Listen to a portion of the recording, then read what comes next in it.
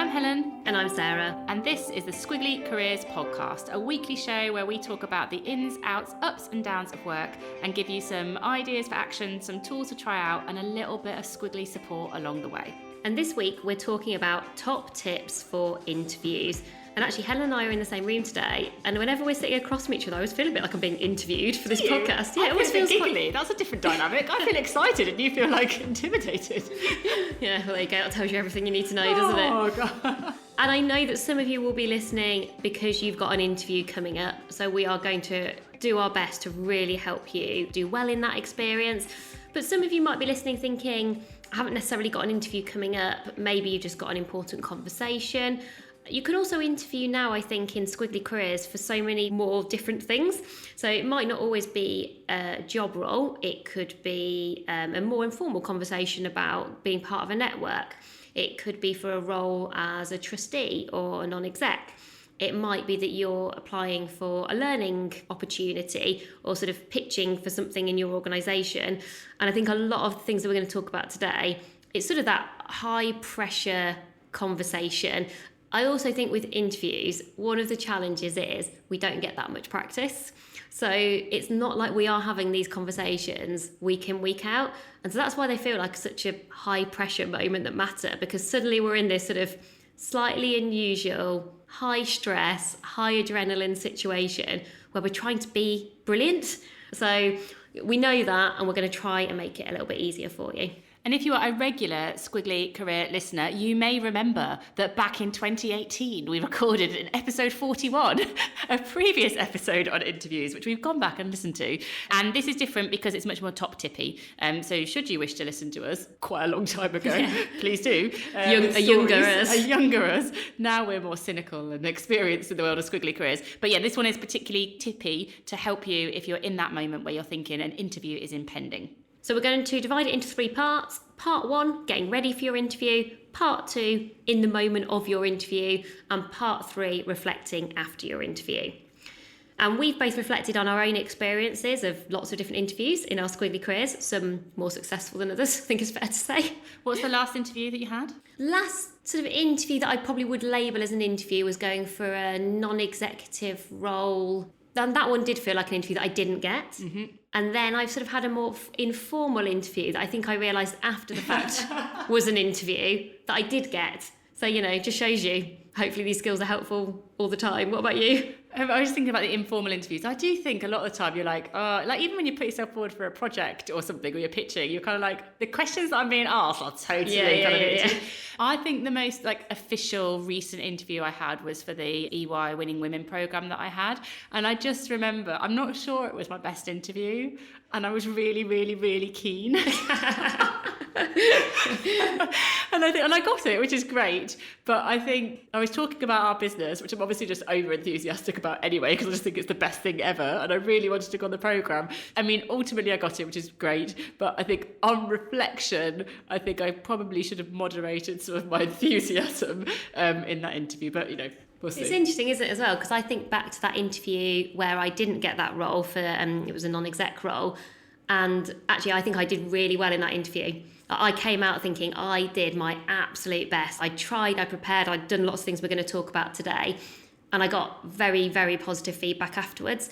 There was basically just someone better. Yeah. And it's obviously a bit gutting. And I was still really disappointed because I really loved the organisation and I would have loved the role. But ultimately, there was sort of nothing I could have changed about me and my interview. I sort of felt like I came away giving it everything I'd got. I showed up in the way that I wanted to. I got great rapport with all the people. And it was scary. It was really formal. 4 people sitting in a line, apprentice style, interviewing you. And so I actually look back on that and feel good about myself rather than feeling like, I sort of failed that interview. And we're not going to assume, everyone, that you're going to fail an interview. Well, hopefully these tips are going to help you. But just on Sarah's framing there, I think it is when you don't get an interview you want, I think you can come away and go, there was obviously someone better. But I wonder whether saying to yourself someone was a better fit is better than saying there was someone better. Well, I know who got that role because it's like a public thing. Yeah. And I looked, I was like, sure. I think a better fit doesn't mean better than you. It just means a better fit for that role. And I think that can be an easier outcome, I think, to identify with, that someone was a better fit rather than just someone's better than you. So part 1, getting ready. start by doing your research. So I happened to be in a room yesterday with quite a lot of recruiters, and then it occurred to me over lunch that we were doing this podcast. So suddenly I got very intense in my questions, and I was like, right, what are your top tips? And I started making notes in my phone. And one of the things that they said that they're always surprised that people don't do or don't do enough of is just some research. And they weren't talking about like really in-depth research, but they were just saying, you know, make sure you understand trends, what's going on in the industry, and sort of have a point of view that you can share and have a perspective. So, you know, just like making sure that you've read a bit, watched a bit, I don't know who the company's CEO is, read anything that they've shared publicly. So I think this feels like quite a basic thing, and probably because I'm quite a prepared person, so I can't imagine going for an interview without doing this. But they said they have loads of people who get asked questions, you know, what do you think of the challenges in our industry at the moment, or like, what do you know about us? They even just asked that question, and they said people really flounder, and that's often asked at the start or towards the start of an interview. And then you're not off to a great start. And I think some of the easiest ways of doing research are either ask somebody who has worked or works in an organisation. That's always a good one. Those conversations sometimes give you some sort of secret nuggets of knowledge. On Google, put the company name in, and then look at news reports in the last 6 months, and you'll see like any kind of big announcements they might have made. I look on LinkedIn as well under the company. It's quite interesting to see what people are sharing and what they're proud of, or any particular events. And then obviously you can use something like ChatGPT. It does get a bit generic. So if I looked at, what's happening at Virgin, you know, what's it like to work at Virgin, or what's happening in Virgin's market, ChatGPT could probably summarise some of that stuff for you. But I would say that does get a bit more generic, whereas the news stories and individual people's posts, you get some quite specific insights from that stuff. So number 2, again, relatively obvious, but think about what are the most obvious questions that people are likely to ask you, and go beyond just identifying what they are, but practice saying them out loud. And I know it always feels a bit weird and out of context, but if you don't do it, if you're someone like me, you think something through as you're talking. And I don't think people need to see your workings out live during an interview. I think people are looking for clarity. You need to be relatively concise because you want to give them space to ask you a number of different questions. You want to make sure that you're not waffling. And you never know exactly what people are going to ask you. But a couple of things that I think typically come up, and again, a recruiter said this one to me, which I thought was very smart. She said, always make sure you just sort of know your narrative. So why are you interested in the role? Why are you a good fit for it? Obviously, that's a good opportunity to start sharing your strengths. They were saying to me, it's very rare that you have an interview where you don't get asked about something around like a challenge or an obstacle or a setback, because, you know, people want to see how do you deal with stuff when things don't go well. And actually, I did then put into ChatGPT what are the most common interview questions, and you get a really good list. And I think I got 16 very quickly, and I just thought all of those make sense. If you've worked those things through, you might not get asked those exact questions, but you'll probably get asked something along those lines. And then the final thing is make sure you've got some thoughtful questions ready to go.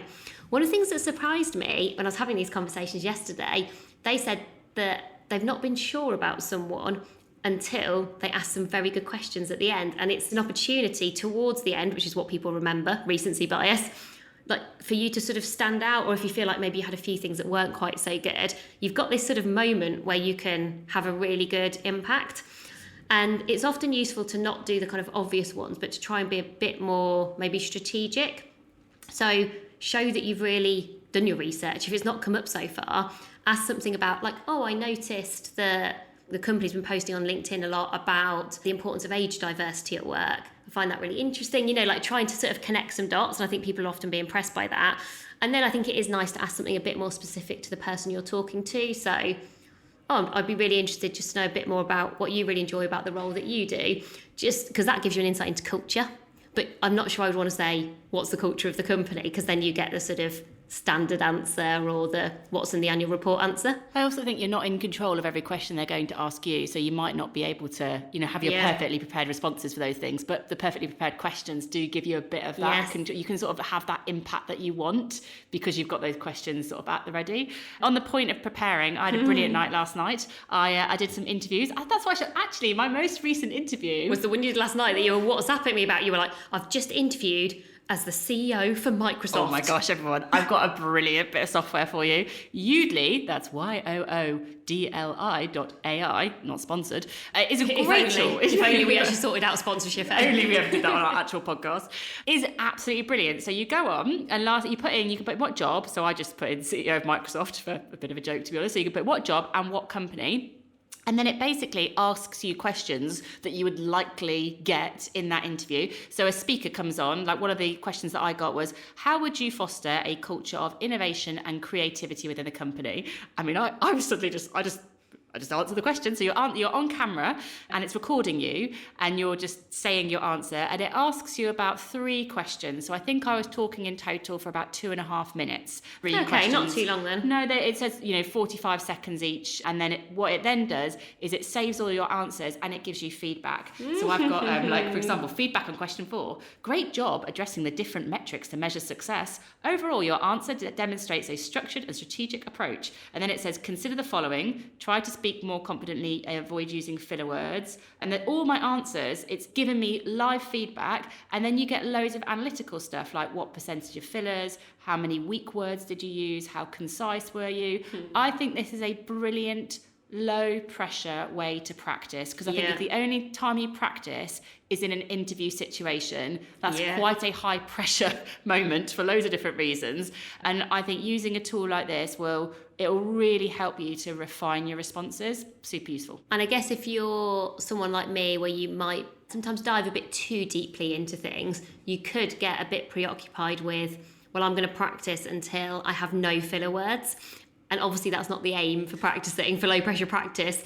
So what you're not trying to do is like the perfect interview. I think it's just the nature of saying things out loud. And actually, probably what Helen's described feels more interview-like as a scenario or a situation than just saying it out loud to yourself. Like, honestly, in the past, when I've prepared for interviews, I've literally just sat in a room and said stuff out loud, which just feels quite out of context. At least if you're talking to a screen, you might be having a remote interview. I mean, you're actually getting some feedback and coaching, and I think that's probably one thing that you don't get when you're doing it on your own. The last tip on this section of getting ready is to work out your interview watch-outs. So that sort of pressure in an interview can trigger lots of things that can sometimes get in the way of our impact. So, for example, maybe that nervousness might result in you talking too fast, or maybe you talk too much. Maybe you're a bit unspecific and waffly, like maybe the ums and ers and all those sorts of things creep in. Maybe that nervousness means you get defensive when people question you for a bit more detail or a bit more data. Maybe you get a bit fiddly with your hands, when you're like rubbing your hands together or doing whatever you do. And nerves are normal, but we do want to work out what those watch-outs might be, because they will potentially get in the way of the message that you're trying to sort of share with somebody. You don't want that. So knowing in advance means that you can kind of just do something different. So maybe you sit on your hands, or if you talk too fast, maybe you do a bit of breathing, or maybe if you talk too much, you ask a question rather than keep going with your conversation. What do you think your biggest interview watch-out is? The more nervous I am, the less I listen, which is problematic when it comes to an interview. And I definitely have learned that the hard way. So I think I just know that about myself. And also because I prepare a lot, I've got things I want to say. And you're like, yes, but that might not be what people want to hear.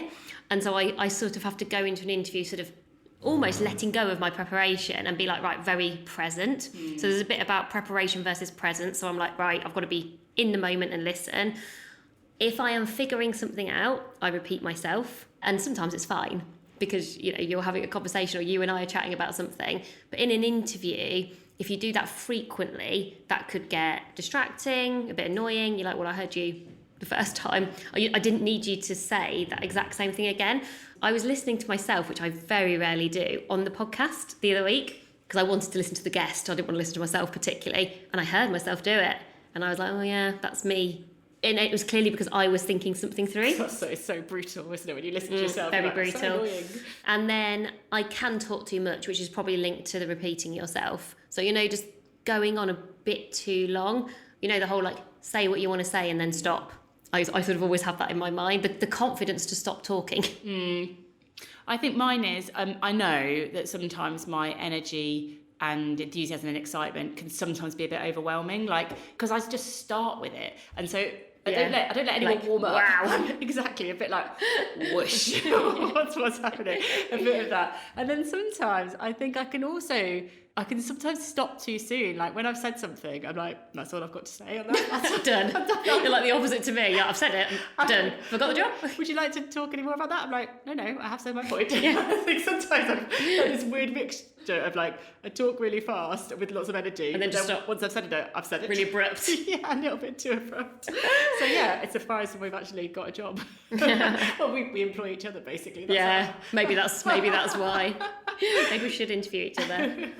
And one of the things that we've both used is, so you've sort of prepared for your interview, so you're getting ready, you've done your research, you've practiced your questions, you've thought about your interview watch-outs. I think it is really useful to then just think, I'm not trying to be everything to everyone, and what I'm trying to do is be me as best as I can be in what is a difficult situation, and say, how do I want to show up? And just have 3 words that you sort of take into the interview with you. So I always think, if I am optimistic, considered, and committed. If that's what people said about me as a result of spending time with me, I would feel really good about my impact in that interview. I might not get the job, but if I didn't do those things, I think I would be disappointed in myself. What are your 3 words, Helen? I'd want people to think that I was positive, that I was very driven, and that I was someone that can change things. You bring me in if you want a catalyst, a transformative change person. Oh, well, I would say those things are true. Oh, well, you too. Sorry, and you. I feel like you probably don't give people any choice, right? Because you go in with so much energy. You're like, I will transform you, change this and I'll just get started, shall I? just show me the way to the door right now. I would say it's just easier to say yes to you and just be like, sure. Off you go.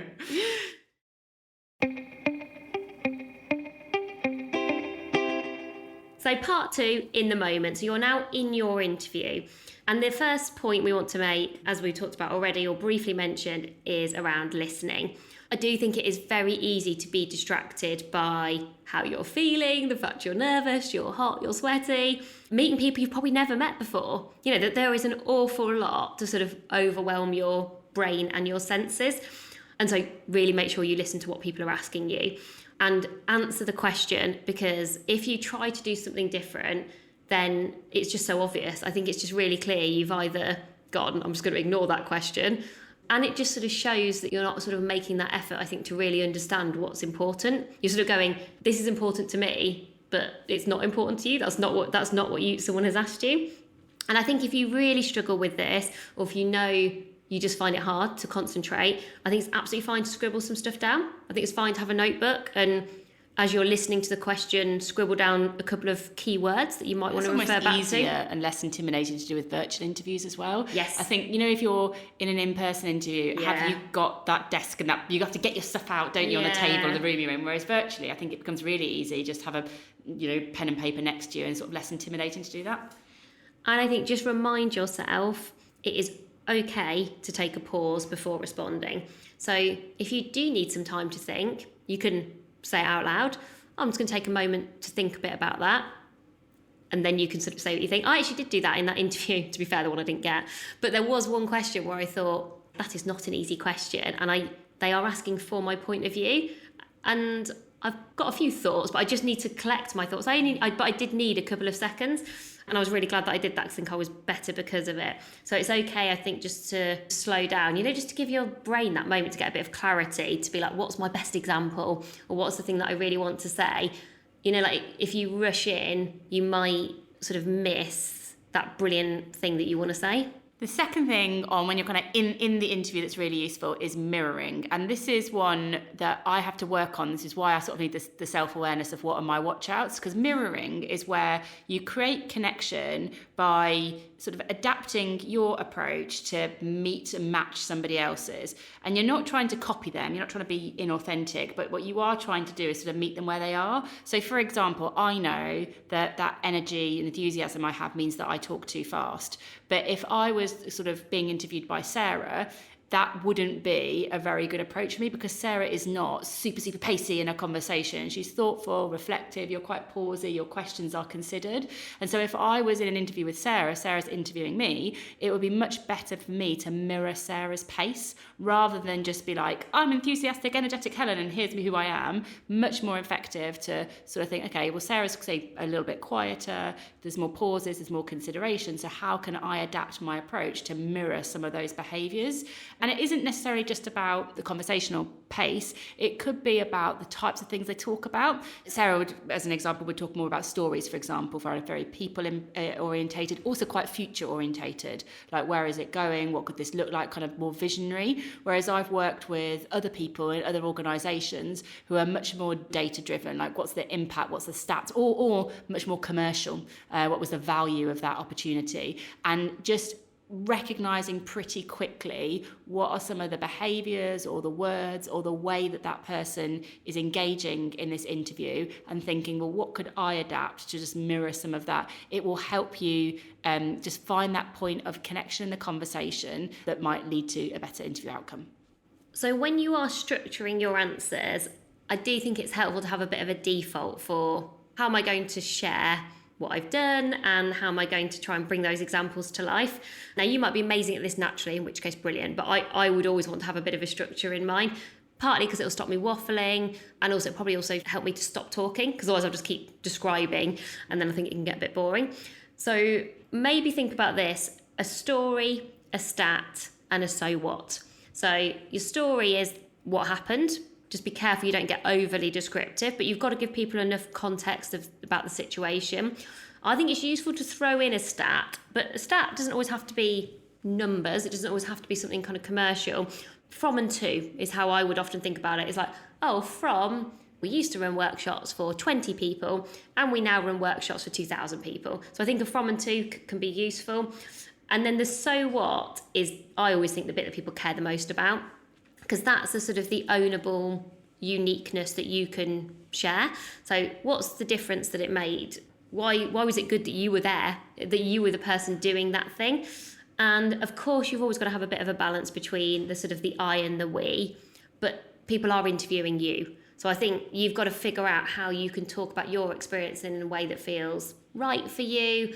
Of course, you might recognise and acknowledge other people's contributions, but if there is one time to really talk about the impact that you have made and the things that you are good at and proud of, it's probably now.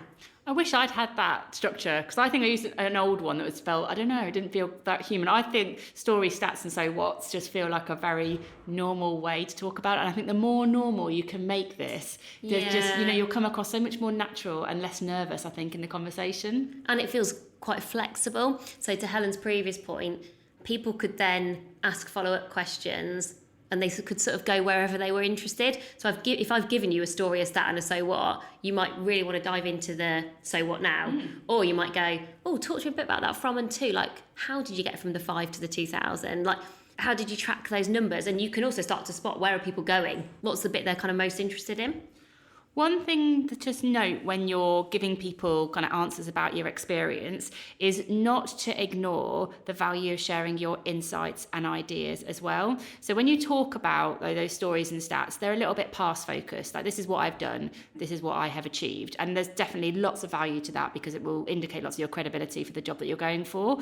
But actually what we also want people to do is see your potential beyond what you've already done. And that comes from the insights that you've got. Like, this is what I know about this industry. I think it's really interesting that is happening, for example. That shows that you're curious, that this is something you're actually quite passionate about. And then those ideas, because then you can say, and one thing that I think could be really interesting to explore in the future is X, Y, and Z. And I think when you're sharing experience, insights, and ideas, that has a lot more value for that interviewer, that you're offering more, and you're kind of much more unique as somebody in that moment than someone that's just talking about lots of things they've done before that point in time.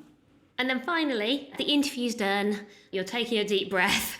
That breath, and you're like, I'm remembering the ones that I've been in. I think if you can add in 30 minutes post an interview for you to reflect, it's a sort of quite an unusual moment where you can get some insights into you. And I think if you leave it, then often we sort of miss the moment and your memories are never that good. So, if you can just keep your diary clear, if it's a virtual interview, or if you can go and get a coffee if you've been somewhere, and just ask yourself a couple of questions. And I would probably have these written down beforehand, because I'm never going to remember them straight after interview. I'll be like, I don't want more questions. Yeah. So what are you proud of? So let's start with what went well, and it could have been an absolute car crash. I have had interviews that were absolute car crashes, but there's always something to be proud of. There'll have been something, even if you made it through the moment. What questions surprised you? Good data for the future. What did you learn? And what are your even better ifs for next time? So you can do all of this for yourself. Might feel a bit like, this is a bit intense to do straight after an interview, but I'm talking about 10 minutes of either just thinking about it or jotting down some notes really quickly. I did actually have an actual car crash after an interview once. Did you? Because I was car crash sounds dramatic, but it was my interview for Capital One, and it was so tense because it was one of those interviews where they put a whiteboard up. I mean, I half loved it and I was half like, ugh. They gave you one of those scenarios of it was you're in Mumbai and you've got this much money and this much time. Oh, no. And there's a train, there's a car, there's a boat, and you've got to get from here to there, but there's this problem, bridge, all these things. I'm sorry, how I are you can't going to do it? How much? All that. And I just remember thinking, I love those challenges, but it was high pressured and there was also very high intellect in that organisation. Anyway, so I did the interview, and then I think I was so tense when I came out. I just remember, you remember where Capital One is? Yeah, there's a station car park. And at that point, I drove a what was called the Golden Bullet. It was my granddad's Nissan Micra, and I was so tense that I reversed out of that car park and drove into somebody's boot because I think I was just so I need to go. So I actually had a car crash, and it would have been much better to sit and reflect on those questions. If I bet you everyone has a funny interview story like that, because I was just thinking when we were at university together, we did in-company placements for a couple of years, and one of the ones that I interviewed for was Rolls-Royce. And they took you around their museum, I think is probably a better word than factory. So it was showing you some of the engines and things. And my heel broke. And this was the 90s where you sort of had to wear quite high heels for an interview, very old school. And the heel broke and went through my shoe, into my heel. So my shoe filled with blood. So it was really bad. And obviously they were making you walk around this thing first. So all I could think about in my interview, when they were asking me questions about currency and stuff, was my shoe is definitely filling with blood. And then I was I'm going to walk, and it's going to spill out. And I was 19, and you're just thinking, how has this happened to me? And they were asking those kind of questions, which are not my favourite kind of questions. See, I got offered that a job, but I think they were so desperate for women. I think they were I'll take anyone. We'll take the one that was hobbling around the museum. Yeah, ridiculously high heels. Same time, Sarah and I have known each other for a very long time, but at the same time, those interviews, I was being interviewed by Cause. And the informal interview situations? I was there. Were you there for the dinner when I got everyone lost? Oh yeah. And I was do you remember? I can never go and work for Cause because they make you go out and socialise, and because it's a beer for anyone who doesn't drink. And I was this is awful. I don't want to go and work somewhere really sociable. I just remember you being getting a... And I loved it, but I got everyone lost in Nottingham. We weren't friends. But we weren't unfriends, we just weren't friends. But we were in an informal dinner out. Obviously, Awful. It was a job that was quite social, so that was part of what we were being interviewed about. And I just remember really confidently taking everybody the wrong way. I didn't really, in my head it was the right way, and then I got everyone lost. And but I just recovered really quickly, and I think they probably valued that because I didn't get offered the job. I was the only person that got offered that job. I didn't want to do it on my own. Oh dear, memories of interviews. The joys of interviews. Share. We would love to hear some of your interview stories. Please, if you've got funny interview stories, email us, Helen and Sarah at squigglycareers.com, because it will be the most fun thing that lands in our inbox. Please also, share it makes you feel better about a bad situation, right? Yeah, totally. So after you've done that reflection and you've not got a heel in your foot or crashed into a car, send an email to say thank you. Just get in touch with the people you've had the interview with or the people that have been part of the process to thank them for their time. Also, if you've got any relevant links, I think often you come away and you think, actually, on reflection, maybe you mentioned an article that you read that they didn't know about. Send that to them. What have you got to lose by sharing some of those things? I think the best thing that you can come away with, other than the job itself, is a connection that can help in your career. And it's that follow-up that will lead to those connections. And we actually do have someone in our team now who didn't get a job the first time around, did exactly that, and then did get the job later on. So I've seen that work in practice. And then final thing, and I'm sure you would all do this, and it doesn't always happen because not everybody has the capacity to do this, but if you don't get the job, see if they'll give you any feedback. It depends a bit on probably the type of job you're going for and how many people are going for it. But I always think the best interviewers and certainly organisations will try, if they can, to at least give you some pointers for feedback, and then that can just be really helpful for the future. I think it's hard, isn't it, because people interview lots of people and they get lots of applications, but certainly I've had really good quality feedback previously from a couple of interviews that have really helped me for the future. So we will summarise all of those different tips for your interviews in the pod sheet, which you can get either in the show notes on Apple or head to our website, which is amazingif.com, and go to the podcast page. Whilst you are there, you can also sign up for Pod Mail, which is a weekly email that goes out every Tuesday, and it basically puts everything in one place. So you'll get the pod sheet there, you'll get the pod note, which is a swipeable summary, you'll get a video of the last Pod Plus that we did, that happens most Thursdays, and if you do want to come to a Pod Plus, you can find the link on our website, amazingif.com, and you can take part in the conversation that we will have about whatever topic we've been focusing on that week. So thank you so much for listening. If you do have an interview coming up, we wish you so much luck. We hope it goes well. We know that they are hard. We hope this has been helpful. Let us know. Let us know what we've missed or what else you think we should include, so you can help to support other people in their squiggly careers. But that's everything for this week, and we're back with you again soon. Bye for now. Bye everyone.